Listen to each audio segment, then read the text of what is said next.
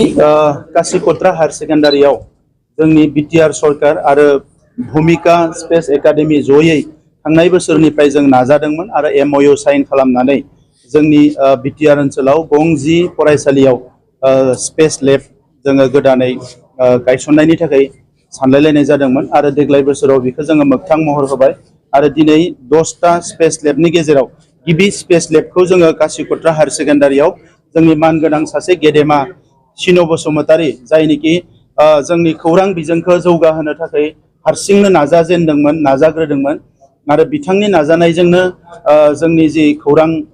बिथिं जा खौरां बिजों बियो एसे लासैनो जथेस्थ' स्ट्रेंथ जाबोदोंमोन स्ट्रं जाबोदोंमोन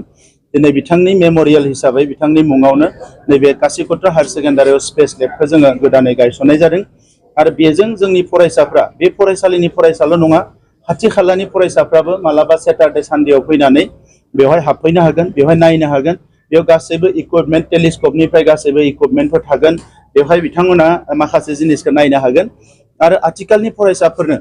टेक्स्ट बुकजोंखौल' फरायनायजों लोगोसे गुबुन माखासे आयदाफोरखौ बेसिक आइडियाफोरखौ जुदि जों होनो हायोब्ला अब्लासो जोंनि फरायसाफ्राबो साइन्टिस्ट जानायनि सिमां नुनो हागोन अब्लासो जोंनि फरायसाफ्राबो गुबुन आयदा लानानै जौगानाय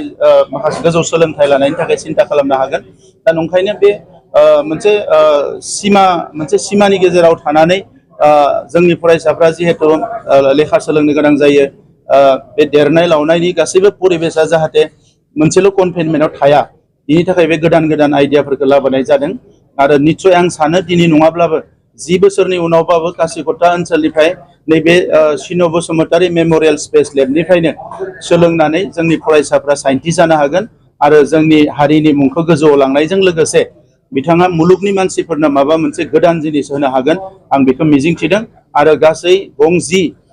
जि स्पेस लेब बेखौ जोङो थाबैनो बेखेवनाय जागोन।